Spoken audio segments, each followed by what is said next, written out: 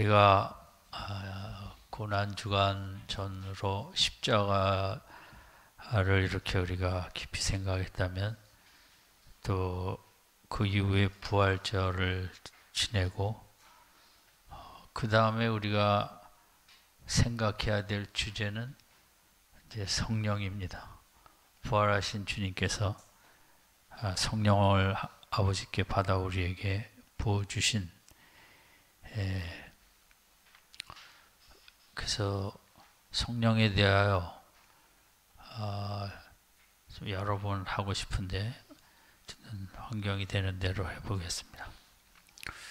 그러니까 사도행전 4장 8절에 보면 이제 제자들의 모습의 변화가 나타났는데 한마디로 복음서와는 달리 베드로도 그렇지만 성령이 충만한 사람이 됐다는 거죠. 이게 획기적인 변화죠. 복음서와 사도행전에 있어서 사람이 변했어요.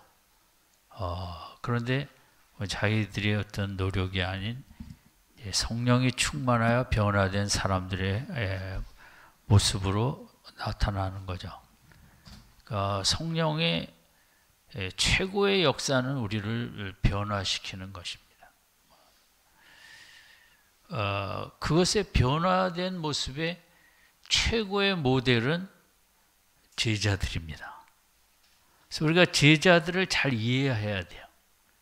왜냐하면 우리도 제자들처럼 문제가 많았지만 하나님은 우리를 제자들처럼 변화시키길 원하셔서 우리를 구원하셨기 때문입니다.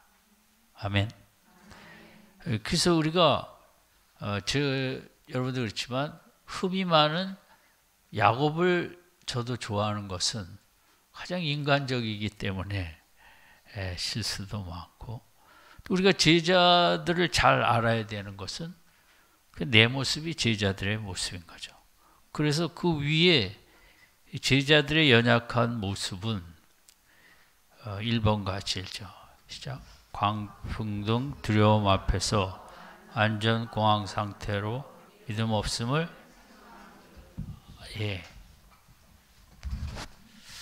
그 숙제가 있는데 여러분 한 주간 동안 복음서를 읽으면서 제자들이 책망받은 것만 좀 끄집어서 써보세요. 그게 내 얘기이기 때문에 저 오늘 아침도 마태복음만 이렇게 쭉 훑어봤어요. 언제 책망을 받았나. 그것은 특별히 이제 풍랑이는 배에서 더 그랬죠. 믿음이 없는 자들하고 또 14장에 가서도 또 그렇고, 두 번째는 같이 읽죠. 주님의 가르침에 대한 더딘 서 아직도 이해하지 못하고 깨닫지 못하냐고. 그것도 찾아보세요. 그 딱 누구 얘기다? 내 얘기거든요. 아직도 그래 잘 깨닫지 못하고 그러냐. 3번 오병이어 앞에서 그 너머로 믿음으로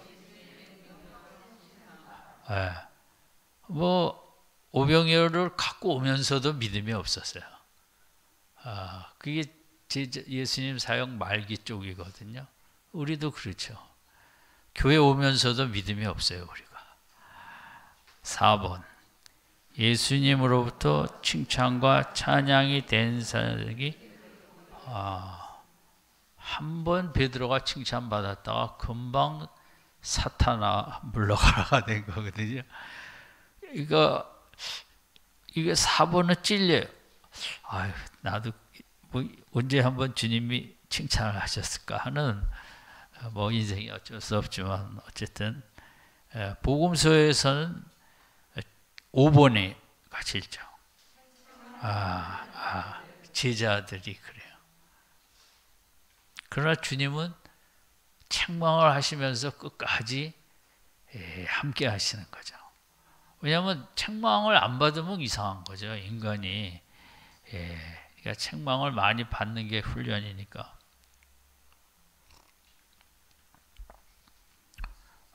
마태복음 마태복음 17장 17절 시작. 믿음이 없고 패역한 세대여, 내가 얼마나 너희와 함께 있어 얼마나 너에게 참으리오. 그를 이르러. 이게 제자들한테 하신 말씀이거든요. 믿음이 없고 아주 패역하다는 거죠. 주님이 상당히 그 언어에 문제가 있으시죠, 그죠? 이게 사랑의 주님이 어찌 이런 말씀을 많이 쓰시나? 얼마나 같이 있어야 되고 얼마나 너희에게 참아야 되느냐? 도대체 참는 것도 분수가 있죠, 그죠? 그게 주님의 마음. 그 7번 가시죠. 어리석고 더디면, 믿는 것도 그냥 더디 그냥 깨알처럼 하나 믿었다. 8번 믿음이 없는 자. 이 얘기를 제일 많이 들었죠. 9번 가장 중요하고 결정적인 밤에 기도. 흔히 뭐 주님의 그 말씀을 들으면서도 계속 10번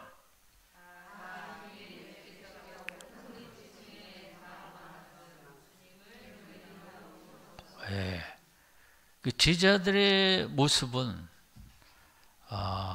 정말 뭐 주님이 잘했다 한 적이 한 번도 없어요.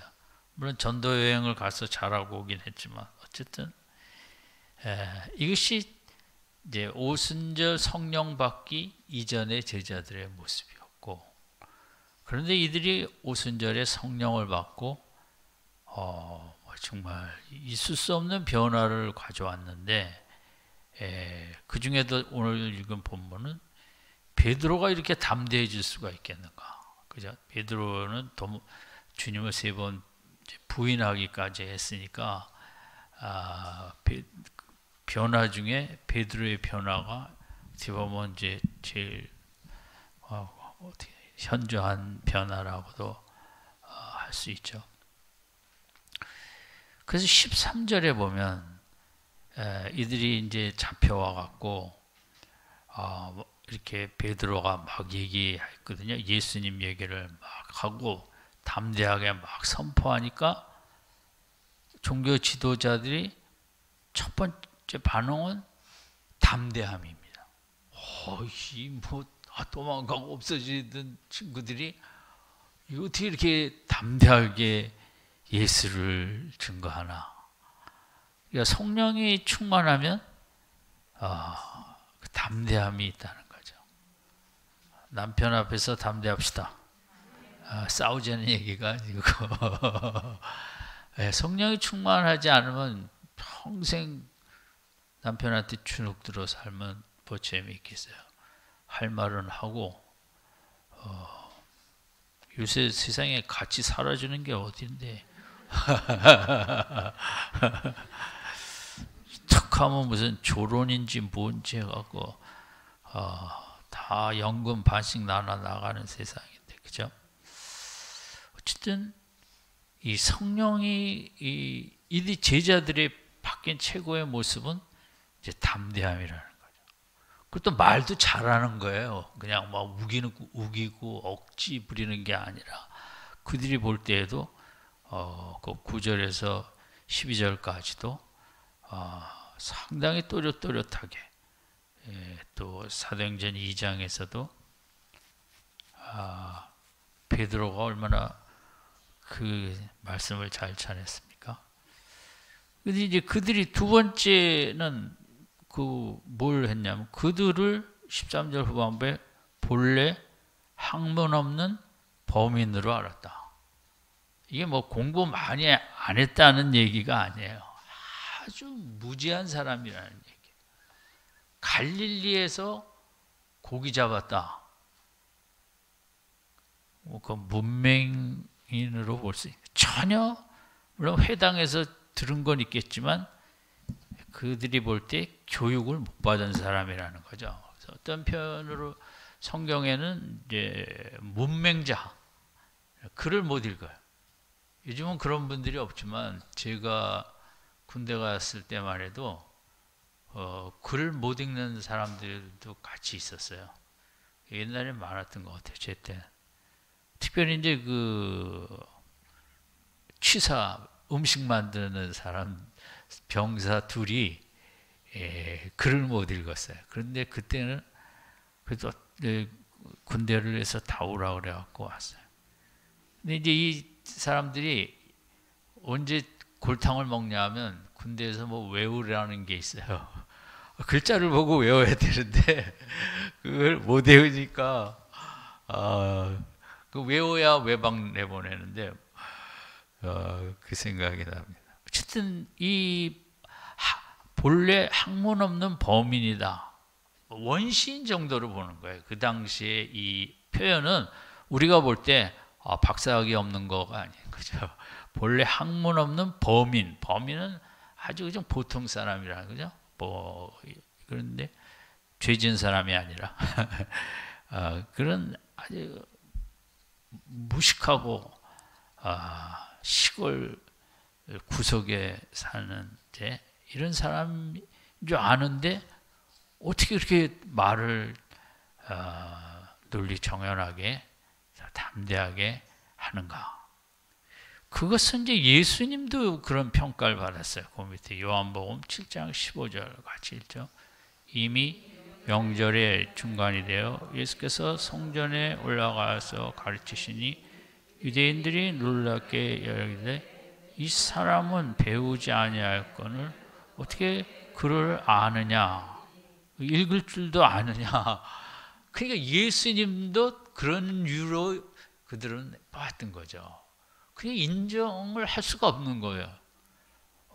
누구한테 공부를 받은 적도 없고 뭣도 없고 그 당시는 워낙 빤하니까 공부를 했는지 안 했는지 이런 거에 대해 어떻게 글을 아냐?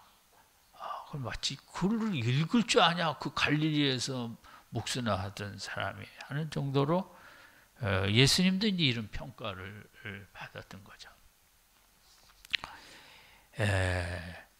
그래서 어쨌든 이런 모습에서 이제 사도행전에서는 말씀에 능통하고 사도들의 모습이 읽지 못하는 사도도 있었겠죠. 베드로도 그랬을 것 같아요. 우리가 아는 대로 베드로 전후서는 이제 베드로가 쓴 게 아니라 마가를 대신 시켰다고들 이제 그렇게 신학적으로는 얘기하거든요. 어쨌든 이런 사람들이 사도행전에서는 뭐 말할 수 없는 그런 담대함, 또 말씀의 능통함. 왜냐하면 사도행전 2장 베드로 설교에도 요엘서를 가지고 뭐 줄줄 꿰잖아요. 성경을. 이런 놀라운 변화가 있었다는 거죠. 그래서 이것은 뭐 혁명이라는 말로도 생각하기 어려운 변화인데 그 원인이 뭐냐? 이제 사도행전 2장에 결국 성령을 받으니까 이렇게 되더라는 거거든요. 그러면 이제 우리가 성령 충만을 받아야 되는데 성령 충만의 길의 뒤에 세 단계가 있는데 특별히 그 앞에 갈라디아서 2장 20절 한번 같이 읽겠습니다. 시작. 내가 그리스도와 함께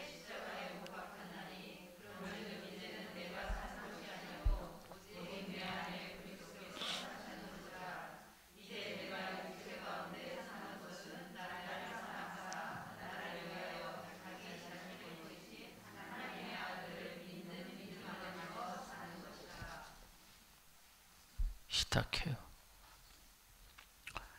여기서 중요한 거는 어떻게 하라는 거예요?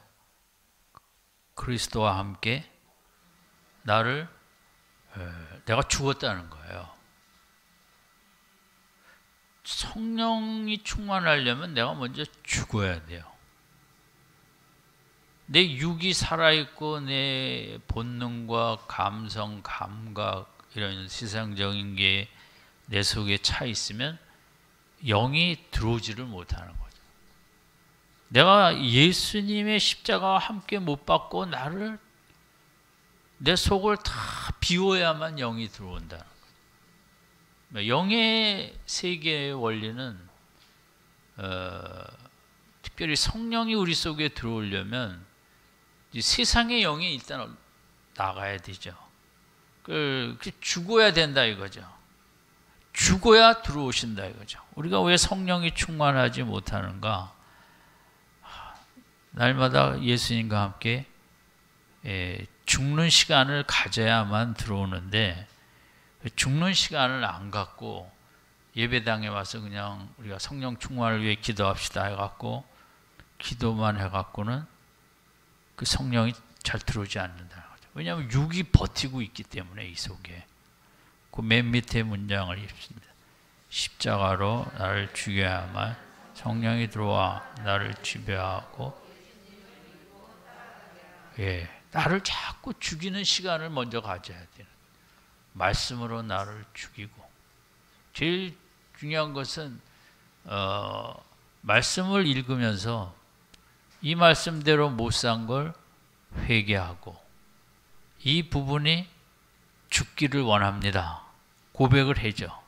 그래야 주님이 그걸 죽여주시고 그 대신 영혼을 우리 속에 부어주시는 거죠. 그래서 성령을 받기 위해 내가 죽어야 되는데 나를 죽는 길은 내가 먼저 말씀 앞에 서야 해서 말씀을 보니 내가 살아있구나 그걸 알 수 있잖아요. 이 말씀대로 되기를 원합니다. 그 죽겠다는 거 아니에요.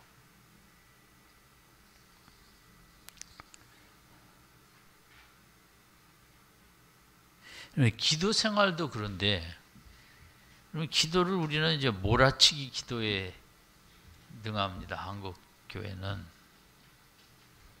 그러니까 지난번에도 최근에도 근데 이제 지난주인가 미국 교회 성도들이 코로나를 통하여 특별히 하나님의 말씀과 더 많이 가까워졌다. 이런 사람들이 많아졌다는 거예요.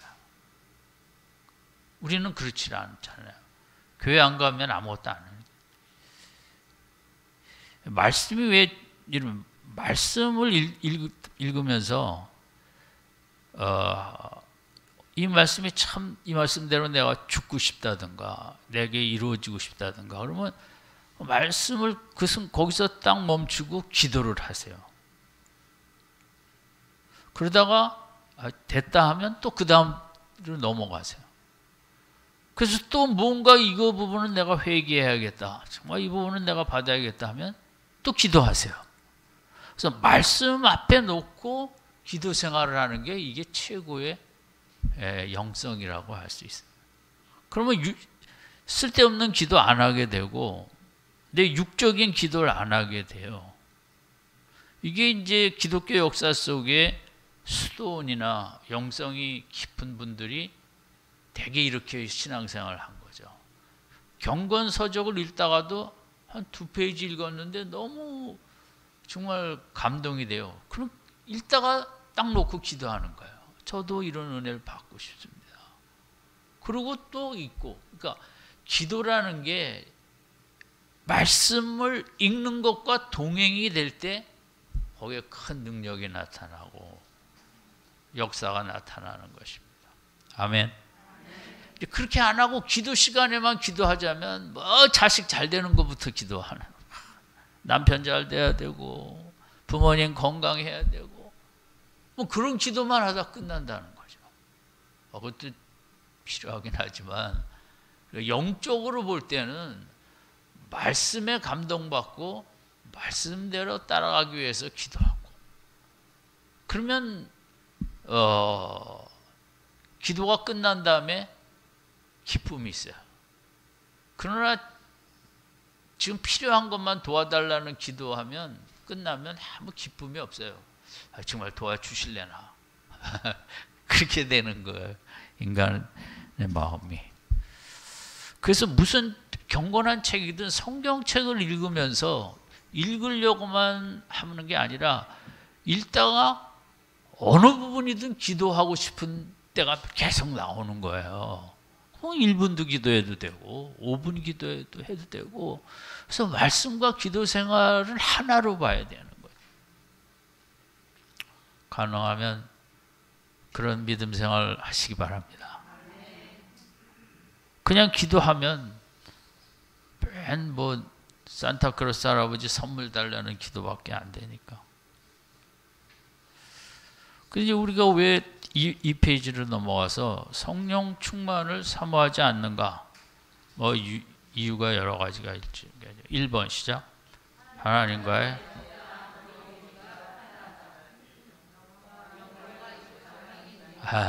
우리는 거리가 중요해요. 너무 가까우면 안 좋죠, 그죠? 남편과도 거리가 필요해요. 자식들하고도 거리가 필요해요. 너무 가까웠다가는 되게 상처받으니까.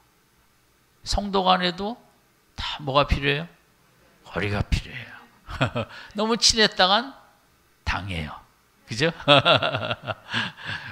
하나님과도 너무 친하면 이거 골치 아파요. 다 순종해야 되니까. 그죠? 근데 육신도 재밌는 게 적지 않아요. 그죠? 그냥 적당히 누려야 되는데, 그래서 성령 충만을 기도하기가 어려워요. 하려니까 예배 시간에는 하는데, 왜냐하면 영으로만 살고 싶질 않아요, 우리가. 육도 좀 재밌게, 뭐 하나님이 육을 쪽으로 재밌게 살지 말라는 건 아닌데, 이제 그 좀 취미나 뭐 요상한 것들이 우리에게 각자 좋아하는 것들이 있으니까. 그 밑에 썼잖아요. 육신적 즐거움도 괜찮은 것들이 꽤 있기.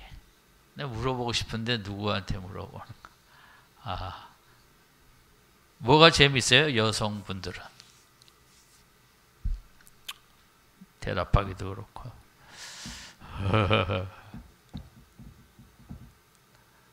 2번. 자칫 광신자가 되어 자칫하다가 그냥 완전 내가 다 없어지고 그냥 이상한 사람 될까봐 뭐 이런 건 없는 것 같지만 어느 정도는 좌우지간 적당히 믿고 싶은 거죠. 3번. 와, 가장 안타까운 3번이 제일 우리에게 중요하다고 봐요. 정말 성령 충만하고 은혜롭게 사는 모습을 못 봤기 때문에 이 부분이 사모하지 않게 되는 거예요. 교회의 자산은 건물도 예금도 아닌 영적인 사람들을 얼마나 갖고 있느냐. 근데 영적인 사람들이 있어야 다른 사람들이 그걸 보고 너무 멋있다. 그래서 저렇게 살고 싶다. 이렇게 자연스럽게 흘러가야 되는데 그런 사람이 적으면 정말 그 비극이죠. 가정에서도 그래요. 우리 아이들이 물론 엄마 아빠가 흠도 있고 결점도 있지만 근본적으로 영으로 사는 그 아름다운 모습을 봐야 돼요. 그래야 나중에 따라가지. 교회 학교 가서 뭘 보겠어요? 볼 게 없죠. 그래서 이제 요즘은 완전 한국 교회가 주저앉은 시대이기 때문에 제가 젊었을 때나 어렸을 때처럼 교회에 기도 많이 하는 사람도 많지 않고 영적인 사람이 많지 않은 거예요. 장로님이 죄송합니다만 목사부터 그렇고 장로님 권사님들도 영이 충만한 그런 사람 구경하기가 어려워요. 너무. 그러니까 그게 멋있다 그러면 따라갈 텐데 본 적이 없으니 뭐 그거 따라하기가 어렵죠.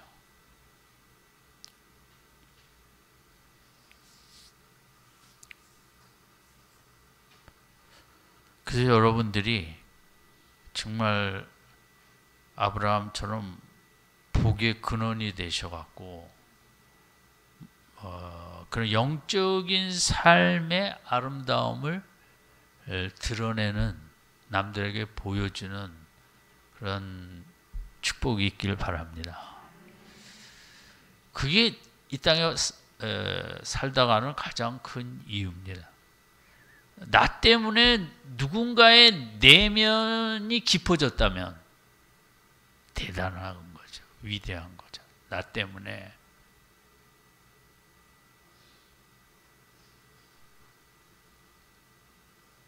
그래서 오늘은 우리가 정말 영의 사람이 돼서 남들이, 우리 아이들이 볼 때 참 저렇게 사는 게 멋있다. 저렇게 살면 되겠구나.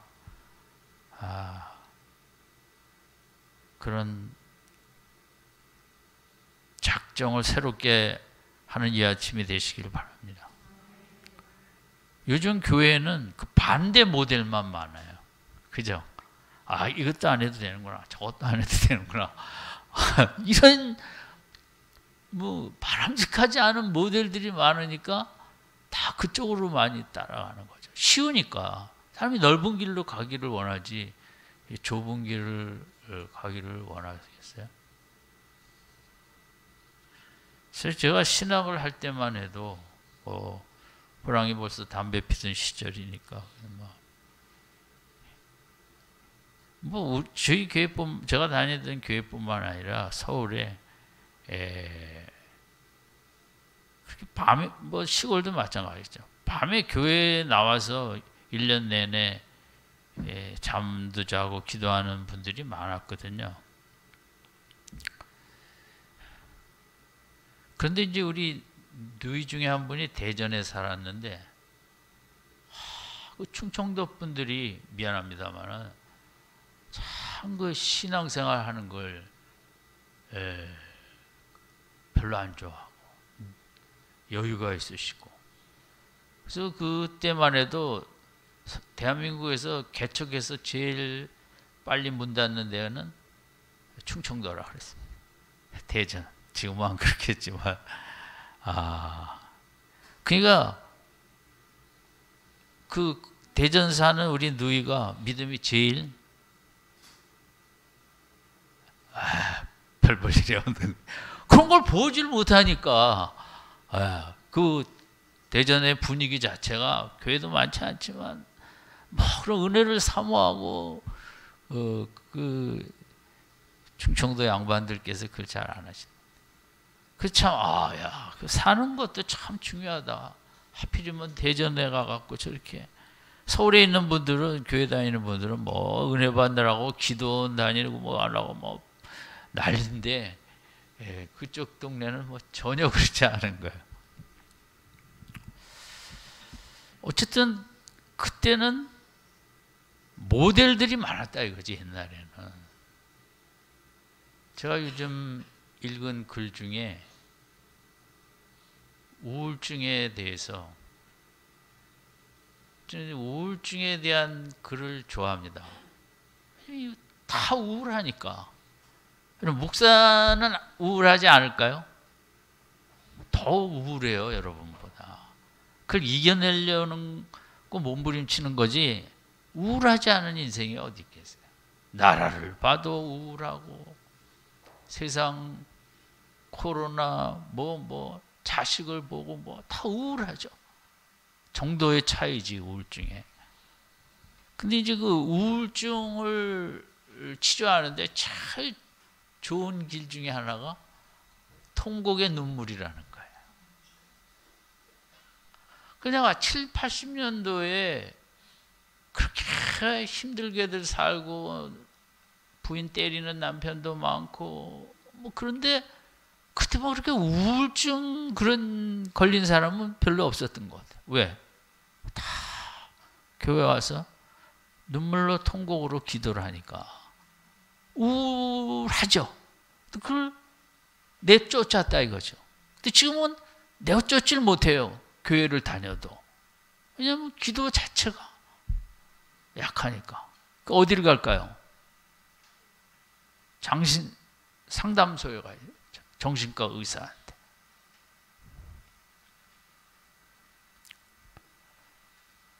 하여간 여러분이 그 자녀들 앞에 집에서든 눈물로 기도하는 모습도 보여줘야 되고, 요즘 금요기도에 전에는 아이들도 좀 나왔잖아요. 와갖고 부모님들 그렇게 열심히 기도하는 모습 본 아이들이 커서도 그대로 따라할 거예요. 근데 그 얼마나 중요하겠어요. 4번 같이 읽자. 시작. 교회가 요구하는 것만 하면, 이게 이제 제일 문제예요. 교회에서 하라는 거 다 했다 이거죠. 그게 신앙생활로 알거든요. 뭐 어떻게 보면 아무것도 아닌 건데, 화장실 청소 제일 열심히 했고, 뭐 했고, 교사 열심히 했고, 성가대 열심히 했고, 그러면 그것은 성령의 열매인 건데, 예? 그걸 한 것을 성령 충만으로 오해를 하는 것.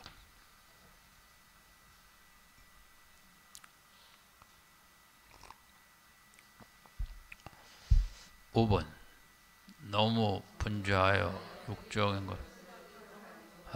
바쁜데 뭔 성령, 세상 충만도 하게 더 해야 되고 뭐 이것저것 해야 되는데, 어쨌든 뭐 이것뿐이겠습니까? 집에 가서 하나씩 더 써오세요. 숙제가 많아요. 복음서 읽으면서 야단친 거 다 찾기. 왜 성령 나는 충만하려고 하지 않는가? 남편 때문에 다 써보세요. 성령 충만의 3단계는 이제 그 제자들이 본을 보여준 거. 첫 번째 1번 시작. 실세 단계. 인간에 대한 처절한 실패. 예. 복음서가 말 그런 거예요. 어떻게 보면. 따라만 다니면 되는 줄 알았어요. 예수님만. 따라만 다니면 뭐. 그리고 예수님 십자가 얘기할 때도 다 버려도 나는 따라가겠다. 제자들이 다 그랬거든요. 그런 처절한 실패가 있어야 된다는 거죠. 성령이 충만하려면.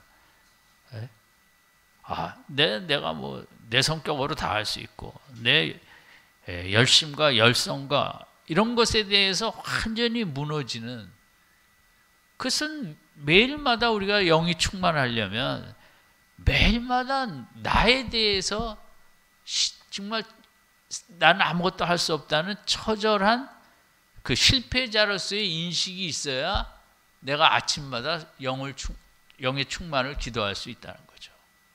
어제도 제가 영으로 못 살고 살라고 그러긴 했지만 육으로 살다가 힘든 시간 가졌고, 오늘도 그냥 성령은 한 번 뭐 받는 게 아니고 사도행전 2장에서 받아서 끝나는 것이 아니라 이것은 지속성인데, 지속성을 위해서는 1번이 항상 있어야 되는 거죠. 그냥 교회 와서 우리가 성령 충만을 위해 기도합시다 해서 받는 건 아니라는 거죠. 왜냐하면 처절한 실패에서 육으로는 안 된다. 너희가 나를 떠나서는 아무것도 할 수 없는 일에 대한 절박한 고백과 하나님에 대한 매어달림이 있을 때마다 영이 들어오는 거지, 영이 절대 그냥은 안 들어오는 거예요. 그러니까 제자들이 이 단계가 있고, 두 번째는 같이 읽죠. 시작. 기도로 기도. 이것이 이제 승천과 오순절 사이의 기간이죠. 그는 여기서 중요한 것은 날짜상으로는 10일이었죠. 그들은 열흘 10일이 뭐 되리라고 계산을 하지 못했지만, 중요한 것은 그 중간에 보면, 그러면 그들은 열흘 동안에 밥 먹고 기도만 했는가? 아닌 거죠. 말씀을 연구했다는 거죠. 그래서 사도행전 2장에 베드로가 요엘서를 통하여 구약의 말씀을 갖고 설교를 할 수 있었던 거죠. 그들은 10일 동안에 예수님과 구약의 관계를 공부한 거죠. 서로 연구하면서 이 말씀이 이렇게 성취된 거구나. 예수님의 십자가는 이사야서에 그 말씀이 성취된 거구나. 그들은 그렇게 말씀 연구와 기도가 같이 병행이 됐다는 거죠. 우리가 그 10일 동안 기도만 했다, 그렇지는 않습니다. 말씀을 공부하는데 왜? 말씀이 구약이라는 말씀이 어떻게 예수님 속에 성취되었는가 그 연결점에 대해서 이렇게 연구를 한 거죠. 그래서 이것이 우리에게도 필요한 거죠. 우리에게는 기도만 하면 된다. 그건 이제 우리나라도 오순절 교회 쪽에 또 세계적으로 근데 병 고치고 기도 능력 받아 귀신 내쫓고 그것은 한쪽으로 간 거죠. 사실 성경적으로 보면 제자들은 그때 기도만 한 건 아니거든요. 말씀을 그런 연구를 열심히 한 거거든요. 그래야 설교가 역사가 되지 그게 없이 되는 게 아닌 거죠. 그 다음에 거기 성경을 공부해야 된다. 그 옆에 1절 시작. 승천 후 오순절까지와 공부. 두 가지가 다 있어요. 그래서 한쪽만 치우치면 이것은 온전한 신앙이 되기 어렵죠. 근데 우리 한국 교회가 보수 쪽은 또 말씀 공부만 하면 된다. 말씀을 제대로 알면 정통이고 뭐 바른 신학이고 뭐 어쩌고저쩌고 하는데 그것도 다 한쪽만 맞는 말이에요. 말씀과 기도가 같이 해야 되는 거예요. 그 밑에 아까 제가 드린 말씀인데 시작. 말씀 읽다 기도하고 하나님 기뻐하시는 기도도 이런 기도라 이거죠. 이 말씀이 이렇게 성취됐군요. 감사합니다. 말씀을 기뻐하고 찬양하고 이 말씀이 나에게 능력이 되게 해주세요. 기도하고 말씀의 찬양, 감사, 기쁨, 기도가 다 한 패키지로 보여요.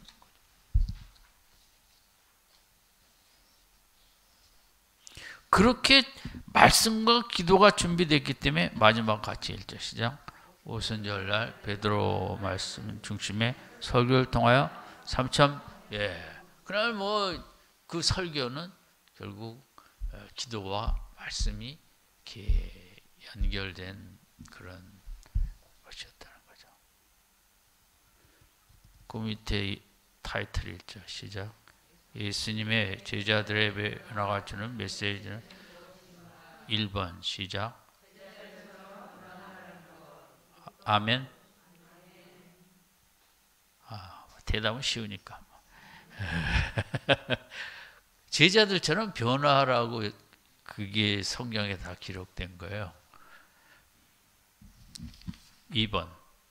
이 변화에 대한 간절함과 열망과 이게 이제 중요한 거죠. 정말 내가 변화하고 싶은가?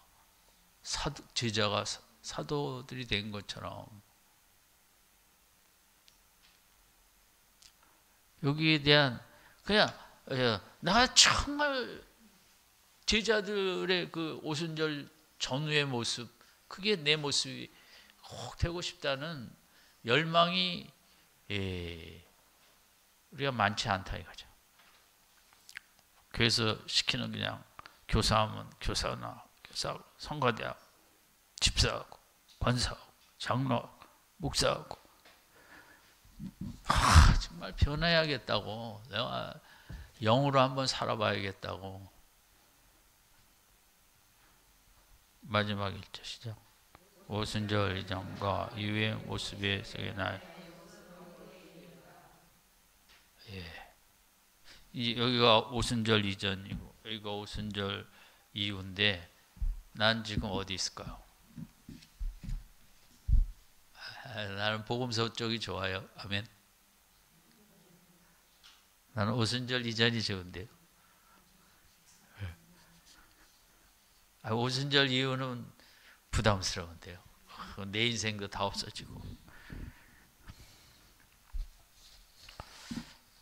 여러분, 우리가 기도보다 더 중요한 것은 내 신앙생활의 꿈이 뭐냐는 거죠. 비전이. 정말 변화하고 싶어 신앙생활 하는가? 아니면 그냥 신앙생활 하면 좋다니까 그냥 교회 다니고 이렇게 하면 하나님이 좋아하신다니까 다니는지 내가 정말 변화된 삶을 살고 싶어서 예수님을 믿는 거지.